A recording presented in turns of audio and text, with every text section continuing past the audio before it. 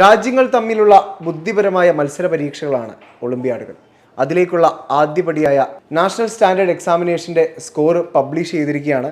Physics, chemistry, astronomy, biology എന്നീ ഒളിമ്പ്യാഡുകളുടെ സ്കോറുകളാണ് ഇതിനോടകം ലഭിച്ചിരിക്കുന്നത്.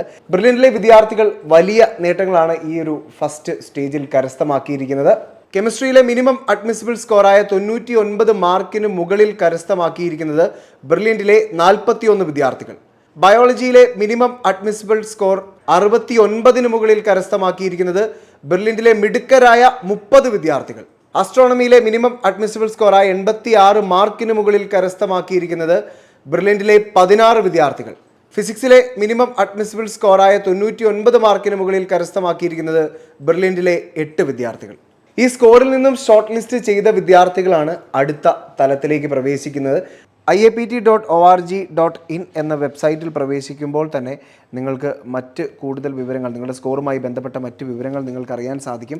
അപ്പോൾ നിങ്ങൾക്കിപ്പോൾ ലഭിച്ചിരിക്കുന്ന സ്കോറുമായി ബന്ധപ്പെട്ട് നിങ്ങൾക്ക് എന്തെങ്കിലും ഒബ്ജക്ഷൻ ഉണ്ടെങ്കിൽ അപ്പോൾ ക്ലിക്ക് ഹിയർ എന്ന് പറയുന്ന ഈ ഓപ്ഷനിൽ പ്രവേശിക്കുമ്പോൾ നിങ്ങൾക്ക് ഗ്രീവിയൻസസ് അഗെയിൻസ്റ്റ് സ്കോർ എന്ന് പറയുന്ന ഒരു ഫോം ലഭിക്കുന്നതാണ്. അതായത് നിങ്ങൾക്ക് എന്തെങ്കിലും ഒബ്ജക്ഷൻ ഉണ്ടെങ്കിൽ ഇവിടെ സമർപ്പിക്കണം നിങ്ങളുടെ സ്കോറുമായി ബന്ധപ്പെട്ട്.